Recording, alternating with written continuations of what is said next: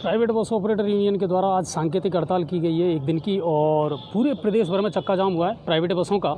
और कारण ये है कि कोरोना जैसी पैंडेमिक सिचुएशन के बाद भी इन लोगों को राहत नहीं मिली, ना टैक्सेज में ना फिटनेस में।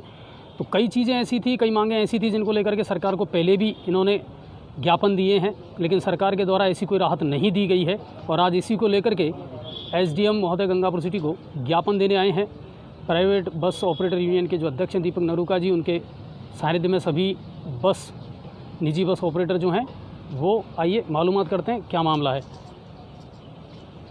सर, क्या कहना चाहेंगे, क्या मामला है और किस तरह की मांगे हैं आप लोगों की? हमारी करीब 4 दिन पहले जयपुर में राजस्थान लेवल पे एक मीटिंग हुई थी प्रेस क्लब में।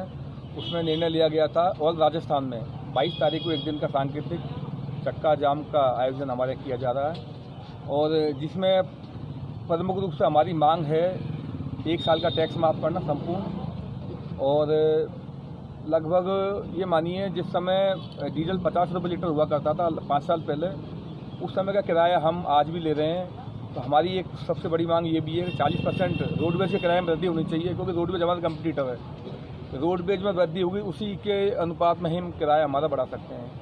उसके अलावा एक हमारी मांग है, जो गाड़ी लॉकडाउन के दौरान खड़ी रही है, सरकार की ओर से आदेश था लॉकडाउन का, तो लॉकडाउन की अवधि के दौरान जो गाड़ी खड़ी रही है उसके बीमा की अवधि भी एक्सटेंड करनी चाहिए।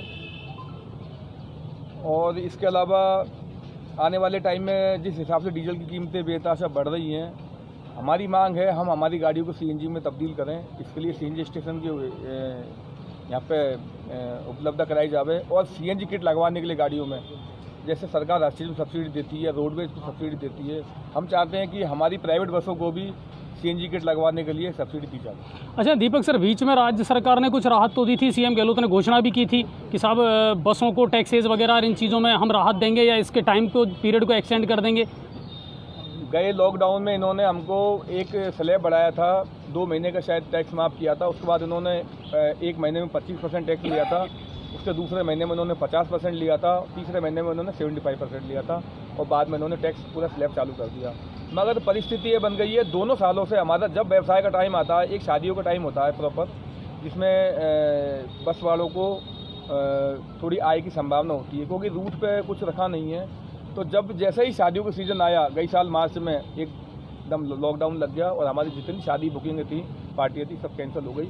और वही दौर दूसरी साल 2021 में वापस आ गया, जो हमारा एक सीज़न का टाइम था जिसमें हम कुछ उम्मीद थी हम कमाने की, वो हमारी वापस चौपट हो। अच्छा, अगर अब सरकार कोई राहत नहीं देती है तो आगे क्या रहेगा? आज तो केवल आपकी 1 दिन की सांकेतिक हड़ताल है। अगर हमको इस सांकेतिक हड़ताल से सरकार से कोई आश्वासन नहीं मिलता या हमारी मांगें पूरी नहीं होती है, तो निश्चित मानिए अगले आने वाले दिनों में हम एक बहुत बड़ा आंदोलन करेंगे। और आंदोलन भी ऐसा होगा, चक्का जाम हमारी बसों का होगा, साथ में हम सबका चक्का जाम करेंगे, और इसकी पूर्ण जिम्मेदारी राजस्थान सरकार की। अच्छा, डीजल और पेट्रोल की जो कीमतें बढ़ रही हैं उसको लेकर के आप लोगों का क्या कहना है? क्या उससे कोई फर्क नहीं पड़ा व्यवसाय पर? डीजल पेट्रोल की कीमतों की वजह से ही हम 40% किराए में वृद्धि मांग रहे हैं, क्योंकि मैंने एक बात भी पहले कहा है आपको, जब 50 रुपये लीटर डीजल था उस समय जो किराया था 5 साल पहले, वही किराया हम आज ले रहे हैं, जिसमें गाड़ी चलाना तर्कसंगत नहीं है, संभव भी नहीं है। क्योंकि रोडवेज चाहती है प्राइवेट बस ऑपरेटर को ख़त्म किया जाए, क्योंकि रोडवेज को सब्सिडी मिलती है, डीजल में सब्सिडी इनको मिलती है, टैक्स इनको देना नहीं पड़ता है। और ये एक मतलब मैं कहना चाहूँगा, बहुत बड़ी बात नहीं होगी, ये वोट बैंक की खातिर, जो मुट्ठी भर वोट बैंक है उनकी खातिर ये झुकती है सरकार रोडवेज के लिए। रोडवेज को समाप्त कर देना चाहिए। प्राइवेट बस ऑपरेटर का बहुत बड़ा धड़ा है एक, ये भी सरकार को बहुत ज़्यादा राजनीतिक फायदा पहुंचा सकता है, मगर सरकार का ध्यान सिर्फ रोडवेज पर है, जो कि नहीं होना चाहिए, क्योंकि हम भी इनको रोडवेज से इनको कोई फ़ायदा नहीं है सिवाय नुकसान के। हम इनको बहुत ज़्यादा टैक्स देते हैं, और प्राइवेट बसों से डीजल के रूप में राजस्थान सरकार को वेट के रूप में बहुत ज़्यादा इनकम होती है। तो मेरा सरकार से आग्रह है कि हमारी मांगों पर ध्यान दिया जाए, ताकि हम लोग इस व्यवसाय को पुनर्जीवित कर सकें, अन्यथा व्यवसाय चौपट हो गया। बहुत बहुत धन्यवाद। और अब ये लोग एसडीएम महोदय को ज्ञापन सौंपने जाने अपनी विभिन्न मांगों को लेकर।